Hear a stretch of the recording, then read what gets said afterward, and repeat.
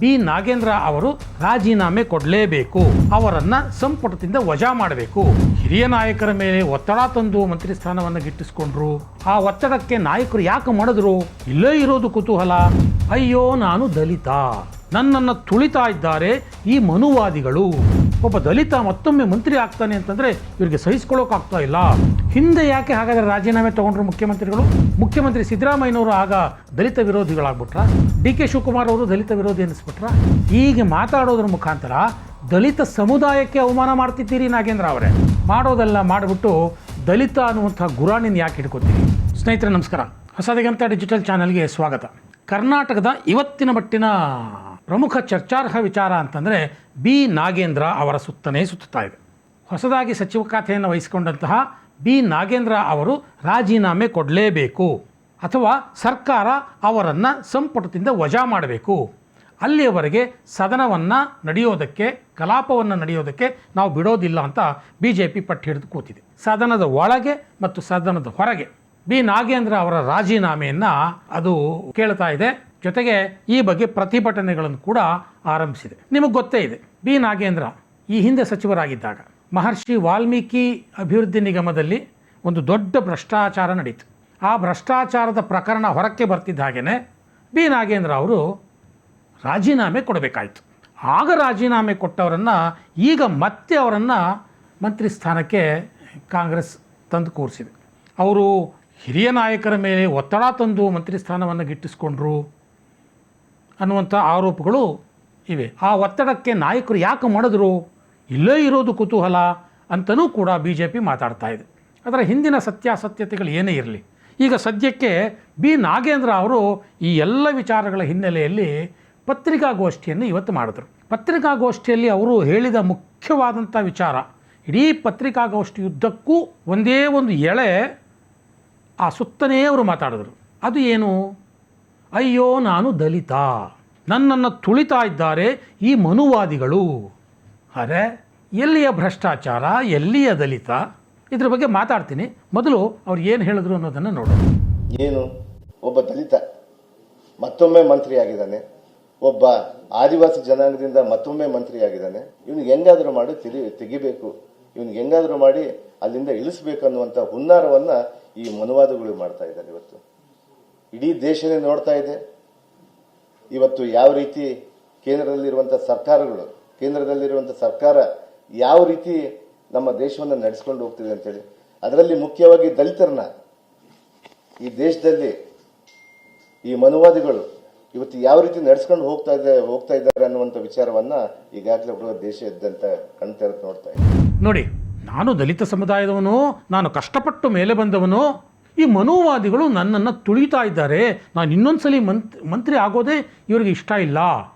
ಒಬ್ಬ ದಲಿತ ಮತ್ತೊಮ್ಮೆ ಮಂತ್ರಿ ಆಗ್ತಾನೆ ಅಂತಂದರೆ ಇವರಿಗೆ ಸಹಿಸ್ಕೊಳ್ಳೋಕ್ಕಾಗ್ತಾ ಇಲ್ಲ. ಇದೇ ಮನುವಾದಿ ಸ್ಥಿತಿ.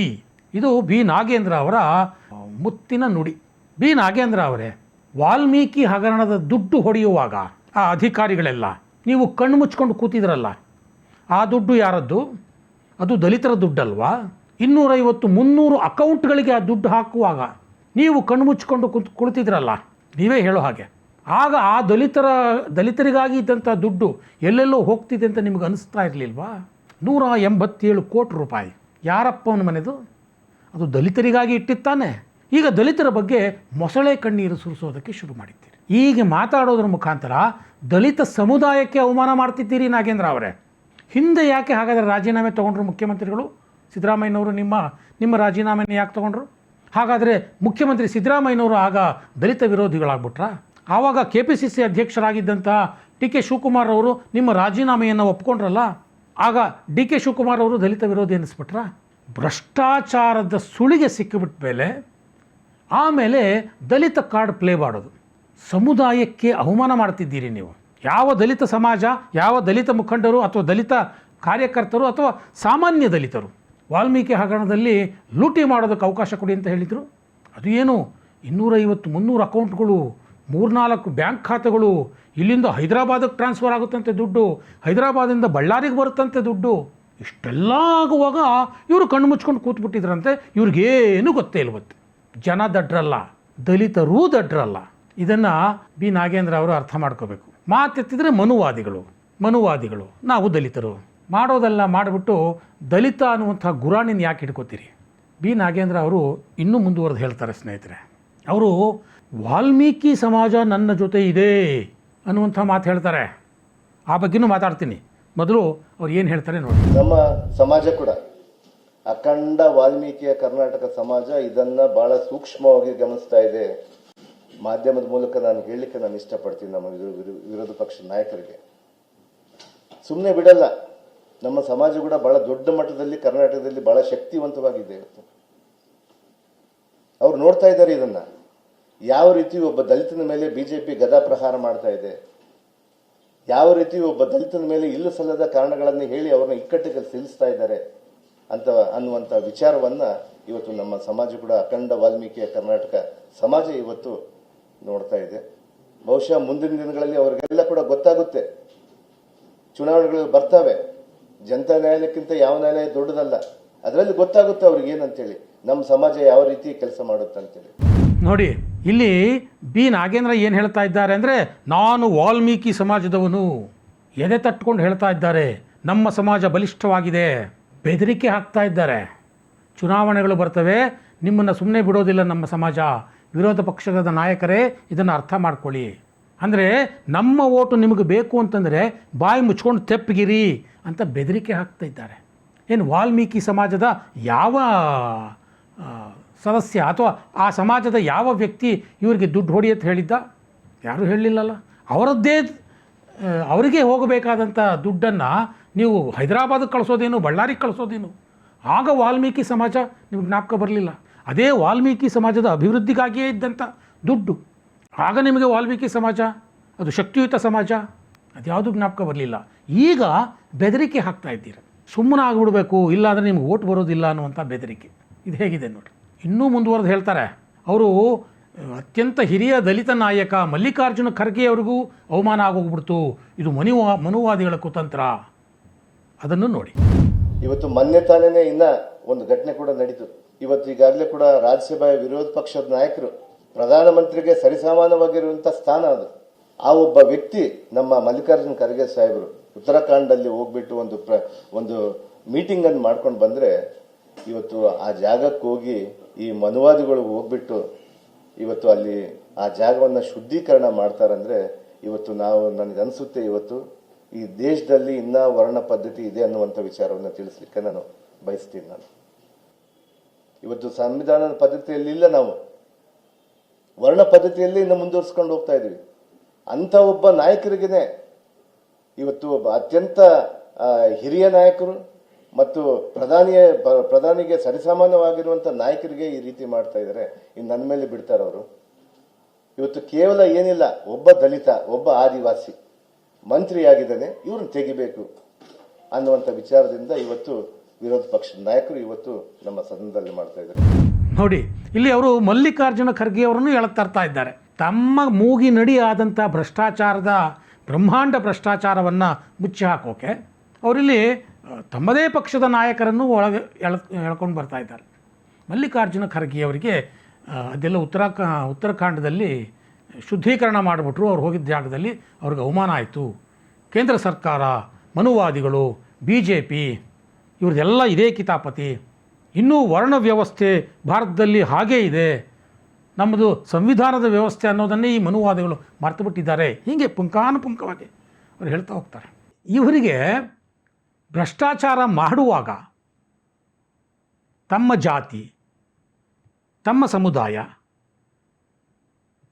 ಅವರಿಗೆ ಬೇಕಾದಂಥ ಅಭಿವೃದ್ಧಿ ಕೆಲಸಗಳು, ಅವರು ಯಾಕೆ ಹಿಂದುಳಿದಿದ್ದಾರೆ, ಅವರನ್ನು ಹೇಗೆ ಮೇಲೆತ್ತಬೇಕು, ಇದ್ಯಾವುದು ಜ್ಞಾಪಕ ಬರೋದಿಲ್ಲ. ಬರೀ ಭ್ರಷ್ಟಾಚಾರ, ಹೇಗೆ ದುಡ್ಡು ಮಾಡಬೇಕು ಒಂದು ನಿಗಮದ ಮುಖ್ಯಸ್ಥನಾಗಿ, ಅಷ್ಟು ಮಾತ್ರ ಇವರ ಗಮನ.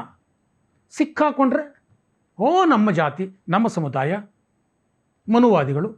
ಈ ಪ್ರಕರಣವೂ ಅಷ್ಟೇ. ಮತ್ತೊಬ್ಬ ಹಿಂದುಳಿದ ವ್ಯಕ್ತಿ ಚಂದ್ರಶೇಖರ್, ವಾಲ್ಮೀಕಿ ನಿಗಮದ ಅಕೌಂಟೆಂಟು, ಆತ ಪಾಪ ಒತ್ತಡಕ್ಕೆ ಬಲಿಯಾಗಿ ಆತ್ಮಹತ್ಯೆ ಮಾಡ್ಕೊಂಡ್ಬಿಟ್ಟ. ಆತನ ಆತ್ಮಹತ್ಯೆ ಮಾಡ್ಕೊಳ್ಳದೇ ಇದ್ದಿದ್ರೆ ಈ ಪ್ರಕರಣವೂ ಬರ್ತಾನೆ ಇರಲಿಲ್ಲ ಹೊರಕ್ಕೆ. 187 ಕೋಟಿ ರೂಪಾಯಿ ಗೋವಿಂದ ಆಗ್ಬಿಡೋದು. ಆಗ ಇವರಿಗೆ ದಲಿತರು, ವಾಲ್ಮೀಕಿ ಸಮಾಜ ಯಾವುದು ಜ್ಞಾಪಕಕ್ಕೆ ಬರ್ತಿರಲಿಲ್ಲ. ಅದು ಎಲ್ಲೆಲ್ಲಿ ಸೇರಬೇಕೋ ಅಲ್ಲಲ್ಲೆಲ್ಲ ಸೇರಿಬಿಡೋದು. ಇದು ಇವರ ದಲಿತ ಪ್ರೀತಿ, ಇದು ಇವರ ಸಮಾಜದ ಬಗೆಗಿನ ಕಳಕಳಿ. ನಾಗೇಂದ್ರ ಅವರು ಹೇಳೋ ಪ್ರಕಾರ SIT, ಕರ್ನಾಟಕದ SIT ಅವರಿಗೆ ಕ್ಲೀನ್ ಚಿಟ್ ಕೊಟ್ಟುಬಿಟ್ಟಿದೆ. ಹಾಗಾಗಿ ನಾನು ಈಗ ಜಸ್ಟ್ ಆರೋಪಿ ಅಷ್ಟೇ, CBI ಚಾರ್ಜ್ ಶೀಟ್ ಇದೆ, ಅದ್ರಲ್ಲಿ ಕೋರ್ಟ್ನಲ್ಲಿ ನಡೀತಾ ಇದೆ. ಆದರೆ CBI ಚಾರ್ಜ್ ಶೀಟ್ನಲ್ಲಿ ಇವರೇ ಪ್ರೈಮ್ ಅಕ್ಯೂಸ್ಡ್ ಅಂತ ಇದೆ, ಕೋರ್ಟಲ್ಲಿ ನಡೆಯುತ್ತೆ ರೀ. ಆರೋಪಿಗಳೆಲ್ಲ ರಾಜೀನಾಮೆ ಕೊಟ್ಬಿಡ್ಬೇಕಾ? ಇದು ಇವರ ವಾದ. ಅದು ಒಬ್ಬ ದಲಿತ ರಾಜೀನಾಮೆ ಕೊಡೋದು ಅಂದರೆ ದಲಿತರ ಹೆಸರನ್ನು ಹೇಗೆ ದುರ್ಬಳಕೆ ಮಾಡ್ಕೊಳ್ತಾ ಇದ್ದಾರೆ ನೋಡಿ. ಮೊನ್ನೆ ನೀಟ್ ಪ್ರಶ್ನೆ ಪತ್ರಿಕೆ ಲೀಕ್ ಆದಾಗ ಧರ್ಮೇಂದ್ರ ಪ್ರಧಾನ್ ಅವರ ರಾಜೀನಾಮೆ ಕೇಳಿದ್ರಲ್ಲ ನೀವು. ಇಡೀ ಕಾಂಗ್ರೆಸ್, ಇಡೀ ದೇಶದಲ್ಲಿ ಎಲ್ಲ ದಿಲ್ಲಿಯಿಂದ ಹಳ್ಳಿಯವರೆಗೆ ಕಾಂಗ್ರೆಸ್ ಪಕ್ಷ ಕೇಳ್ತಲ್ಲ. ಧರ್ಮೇಂದ್ರ ಪ್ರಧಾನ್ ಅವರು ಯಾವ ಜಾತಿ ಸ್ವಾಮಿ? ಅವರು ಅಲ್ಲಿನ ಕುರ್ಮಿ ಜನಾಂಗಕ್ಕೆ ಸೇರಿದವರು. ಬಹುಶಃ ಕರ್ನಾಟಕಕ್ಕೆ ಬಂದರೆ ಅದು ST ಆಗುತ್ತೋ ಏನೋ ಗೊತ್ತಿಲ್ಲ ನನಗೆ. ಅವರು ದಲಿತರಾಗ್ಬಿಡ್ಬೋದು. ಬೇರೆ ಬೇರೆ ರಾಜ್ಯಗಳಲ್ಲಿ ಬೇರೆ ಬೇರೆ ವರ್ಗೀಕರಣ ಇದೆ. ಹಾಗಾದರೆ ಆ ದಲಿತರ ರಾಜೀನಾಮೆಯನ್ನು ಕೇಳಿದವರು ನೀವು ದಲಿತ ವಿರೋಧಿಗಳಲ್ವಾ? ಲಾಜಿಕ್ ಅಷ್ಟೇ ಯಾಕೆ? ನರೇಂದ್ರ ಮೋದಿ OBC, ಅತ್ಯಂತ ಸಣ್ಣ ಜಾತಿಗೆ ಸೇರಿದ ಒಬ್ಬ ವ್ಯಕ್ತಿ, ಅವರ ರಾಜೀನಾಮೆಯನ್ನು ಪದೇ ಪದೇ ಕೇಳ್ತೀರಿ. ಹಾಗಾದರೆ ನೀವು OBC ವಿರೋಧಿನಾ? ರಾಜೀನಾಮೆ ಕೇಳಿದ ತಕ್ಷಣ ಜಾತಿ ಗುರಾಣಿ ಇಟ್ಕೊಂಡ್ಬಿಡೋದು. ಓ ನಾನು ದಲಿತ, ಓ ನಾನು ವಾಲ್ಮೀಕಿ ಸಮಾಜವನ್ನೇ ತುಳಿತಾ ಇದ್ದಾರೆ, ಜಾತಿಯನ್ನೇ ತುಳಿತಾ ಇದ್ದಾರೆ, ಜಾತಿ ಕಾರಣಕ್ಕೆ ನನ್ನನ್ನು ತುಳಿತಾ ಇದ್ದಾರೆ. ಇದು ಒಂದು ಕೆಟ್ಟ ಚಾಳಿ ರಾಜಕಾರಣಿಗಳದ್ದು. ಇತ್ತೀಚಿನ ದಿನಗಳಲ್ಲಂತೂ ಇದು ಜಾಸ್ತಿ ಆಗ್ತಾ ಇದೆ. ಬಹುಶಃ B. ನಾಗೇಂದ್ರ ಅವರಿಗೆ ಪ್ರೇರಣೆಯಾಗಿದ್ದೇ ನಮ್ಮ ಮಾಜಿ ಮುಖ್ಯಮಂತ್ರಿ ಸಿದ್ದರಾಮಯ್ಯ ಅವರಿರಬೇಕು. ಮೂಡ ಹಗರಣದಲ್ಲಿ 14 ಸೈಟ್ಗಳನ್ನು ಅಕ್ರಮವಾಗಿ ತಗೊಂಡ್ರು ಅನ್ನುವಂಥ ಆರೋಪ. ಆ ಆರೋಪ ಬರ್ತಿದ್ದಾಗಲೇ ಅವರು ಏನೇನೆಲ್ಲ ಮಾತಾಡಿದರು. ನಾನು ಏನೂ ಮಾಡಿಲ್ಲ, ನಾನು ಸತ್ಯ ಹರಿಶ್ಚಂದ್ರ. ಆದರೆ ಆ ಸೈಟ್ಗಳನ್ನು ವಾಪಸ್ ಕೊಟ್ಟರು. ಅದಾದಮೇಲೆ ಅವ್ರು ಏನು ಮಾತಾಡಿದ್ರು? ಓ ನಾನು ಹಿಂದುಳಿದ ವರ್ಗದ ಒಬ್ಬ ನಾಯಕ ಅನ್ನೋದಕ್ಕೆ ನನ್ನನ್ನು ತುಳಿತಾ ಇದ್ದಾರೆ. ಎಷ್ಟು ಸುಲಭವಾಗಿ ಜಾತಿಯನ್ನು ತಂದು ಅದನ್ನು ಗುರಾಣಿಯಾಗಿ ಬಳಸ್ಕೊಳ್ತಾರೆ ನೋಡಿ. ನಮ್ಮ ಪ್ರಿಯಾಂಕ್ ಖರ್ಗೆ ಅವರು ಸಿದ್ಧಾರ್ಥ ವಿಹಾರ ಟ್ರಸ್ಟ್ ಅಕ್ರಮವಾಗಿ ಸರ್ಕಾರದಿಂದ ಜಮೀನು ಪಡೆದರು. ಆಗಲೂ ಅದೇ ಮಾತು, ಓ ನಾನು ದಲಿತ ಅನ್ನೋದನ್ನು ಸಹಿಸ್ಕೊಳ್ಳೋಕ್ಕಾಗ್ತಾ ಇಲ್ಲ ಇವರಿಗೆ. ಪ್ರದೀಪ್ ಈಶ್ವರ್ ಮಾತಿದ್ರೆ ನಾನೊಬ್ಬ ದಲಿತ, ನಾನೊಬ್ಬ ಅಮಾಯಕ ಸಮಾಜದಿಂದ ಬಂದವನು, ನನ್ನನ್ನು ತುಳಿಯೋದಕ್ಕೆ ಎಲ್ಲ ಪ್ರಯತ್ನ ಪಡ್ತಾ ಇದ್ದಾರೆ ಈ ಮನುವಾದಿಗಳು ಅಂತ ಪ್ರದೀಪ್ ಈಶ್ವರ್. ವಿಧಾನಸಭೆಯ ಕಲಾಪದಲ್ಲಿ ಸ್ಪೀಕರ್ ಬೈದರು ಪ್ರದೀಪ್ ಈಶ್ವರ್ಗೆ, ಸುಮ್ಮನೆ ಕೂತ್ಕೊಳ್ಳಯ್ಯ, ಹುಡುಗಾಟ ಆಡಬೇಡ ಅಂತ. ಅವ್ರು ಬೈದ್ರಲ್ವಾ? ಹಾಗಾದರೆ ಆ ಸ್ಪೀಕರ್ ಖಾದರ್ ದಲಿತ ವಿರೋಧಿನ? ಒಂದು ಲಾಜಿಕ್ ಬೇಕಲ್ವಾ? ಹೇಗೆ ಈ ರಾಜಕಾರಣಿಗಳು ತಮ್ಮ ಒಂದು ಭ್ರಷ್ಟಾಚಾರವನ್ನು ಮುಚ್ಚಿಕೊಳ್ಳೋಕೆ, ತಮ್ಮ ರಾಜಕೀಯ ಲಾಲಸೆಗೆ ಜಾತಿಯನ್ನು ದಾಳವಾಗಿ ಬಳಸ್ಕೊಳ್ತಾ ಇದ್ದಾರೆ ನೋಡಿ. ಅದನ್ನೇ B. ನಾಗೇಂದ್ರ ಅವರು ಕೂಡ ಮುಂದುವರಿಸಿದ್ದಾರೆ. ನಾನು ಹಗರಣದ ಬಗ್ಗೆ ಮಾತಾಡಲಿಕ್ಕೆ ಹೋಗೋದಿಲ್ಲ, ನ್ಯಾಯಾಲಯದಲ್ಲಿ ಇದೆ, ಅದು ನಡೆಯುತ್ತೆ. ಯಾರು ತಪ್ಪಿತಸ್ಥರು ಏನು ಎತ್ತ ಅದೆಲ್ಲ ಹೊರಗೆ ಬರುತ್ತೆ. ಆದರೆ ಸಾರ್ವಜನಿಕ ಬದುಕಿನಲ್ಲಿರುವವರಿಗೆ ಒಂದು ನೈತಿಕತೆ ಅನ್ನೋದಿರಬೇಕಲ್ವಾ? ಇದೇ ನೈತಿಕತೆಯ ಆಧಾರದ ಮೇಲೇ ಇವರು ಧರ್ಮೇಂದ್ರ ಪ್ರಧಾನ್ ಅವರ ರಾಜೀನಾಮೆಯನ್ನು ಕೇಳಿದ್ದಲ್ವಾ? ಹಿಂದೆ ಈಶ್ವರಪ್ಪ ಅವರ ರಾಜೀನಾಮೆಯನ್ನು ಕೇಳಿದ್ರು ಇವರು. ಯಾಕೆ? ಅವರು ಹಿಂದುಳಿದ ವರ್ಗದವರು ಅಂತ ಆವಾಗ ಅನ್ನಿಸ್ಲಿಲ್ವಾ? ಆಗ ಇವರು ಹಿಂದುಳಿದ ವರ್ಗದ ವಿರೋಧಿಗಳಾಗ್ಬಿಟ್ರೆ. ಹಾಗಾದರೆ ನೋಡಿ ಹೇಗೆ ತಮಗೆ ಅನುಕೂಲವಾಗುವ ಹಾಗೆ ಜಾತಿಯನ್ನು ಗುರಾಣಿ ಥರ ಬಳಸ್ಕೊಳ್ತಾರೆ ಅಂತ. ಆದರೆ ಆಯಾ ಜಾತಿಯ ಜನಸಾಮಾನ್ಯರು ಇದನ್ನು ಅರ್ಥ ಮಾಡ್ಕೊಳ್ಬೇಕು. ಈ ನಾಯಕರು ಗೆದ್ದ ಮೇಲೆ ತಮ್ಮ ಸ್ವಂತದ ಹಿತಕ್ಕೆ ಯೋಚನೆ ಮಾಡ್ತಾರೆ ಹೊರತು ಸಮುದಾಯಕ್ಕಲ್ಲ. ಅವರಿಗೆ ಕಷ್ಟ ಬಂದಾಗ ಮಾತ್ರ ಅವರಿಗೆ ಜಾತಿಯ ನೆನಪಾಗುತ್ತೆ. ಅವರಿಗೆ ಎಲ್ಲ ಚೆನ್ನಾಗಿದ್ದಾಗ ಅವರಿಗೆ ನೆನಪಾಗೋದು ಬರೀ ಅವರು, ಅವರ ಮಕ್ಕಳು, ಅವರ ಕುಟುಂಬ, ಅವರ ಬಿಸ್ನೆಸ್. ಸೊ ಪ್ರತಿಯೊಂದು ಸಮುದಾಯವೂ ಕೂಡ ಇಂಥ ರಾಜಕಾರಣಿಗಳ ಬಗ್ಗೆ ಎಚ್ಚೆತ್ತುಕೊಳ್ಬೇಕು, ಸದಾ ಎಚ್ಚರವಾಗಿರಬೇಕಾಗುತ್ತೆ.